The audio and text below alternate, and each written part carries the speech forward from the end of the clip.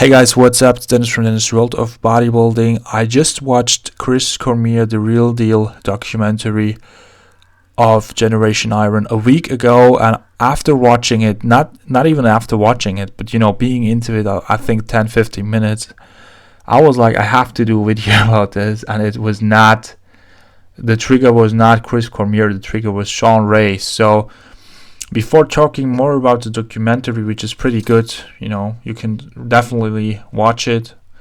I would give it a try. I saw a scene. Obviously, when you check the history, you will see lots of on and off stage pictures and videos of Chris Cormier and Shawn Ray next together, like this picture, or a more recent picture with them still, showing themselves next to each other right now.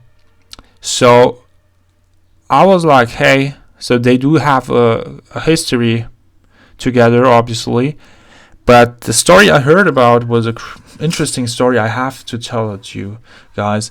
So Shawn Ray being a top pro guy at that time, and Chris Cormier being a future aspiring bodybuilder, they got to meet each other. They got to know each other at the same gym, I think, LA Gold's Gym in East California. And one day they made an appointment. They trained together for a time and things like that. So at one day they made an appointment to meet at a certain time at the gym to train together, okay? And 10 minutes before that appointment, Chris Cormier's car broke down. And obviously, he still wanted to train with Shawn, so he called Shawn, described the situation, and was like, hey, Shawn, can you please pick me up, to train together, to go to the gym, because my car just broke down, And Shawn Ray didn't do that. Shawn Ray didn't pick him up. It would be not a crazy ride for Shawn. He could have done it in my eyes. He should have picked him up in my eyes, but he didn't pick him up. And he was like, his thinking was behind that, or his idea, what he really even said himself, is that he didn't want to do anything to help his opponents beat him. Okay, so that was Shawn Ray's. By the way, Shawn was a huge car fan. That was Shawn's idea behind it. He didn't want to do anything to help him because he was such a warrior type of guy, he says, and things. And, hearing that story, I was like, hey, probably they were even in an off-season training. I don't know. He could definitely pick him up.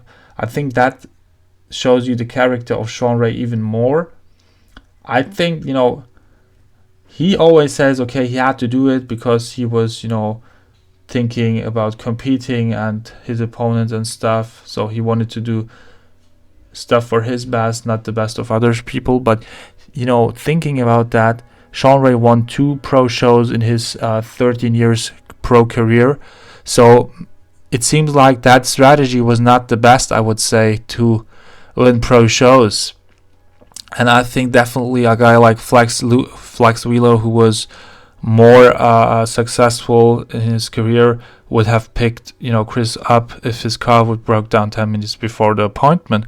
Or Ronnie Coleman, who was arguably the most successful bodybuilder, I also think that Ronnie would have picked him up. So I think I get Shawn, but I think he was just too crazy about that whole thing. And that's not a story you hear for the first time. There was another story of Shawn Ray and another colleague of him back then where he didn't help him. I did that video, I think, a couple of years ago when Kevin Levrone did his comeback. So they were at a pro show, Shawn Ray and Kevin Levrone was attending that, and Kevin Levrone was backstage, and he was really, really thirsty, sucked down, hungry. He really felt, bad, He really was not in a good situation, and he saw that Shawn Ray was slicing up and eating an orange, and he was like, hey, Shawn, can I please get a slice of your orange? And Shawn wouldn't give it to him, okay? That was Shawn Ray. So that's not the first type of, when I heard that story about Chris Cormier, I was like, yeah, Shawn again. Okay, that's not the bashing against Shawn, but I don't think I don't find it very cool. So, what you think about that? If you would be a top level pro bodybuilder, would you have picked Chris Cormier up, before the appointment, or would you just say, okay, hey, you're my opponent, I don't want to help you be better than me and stuff?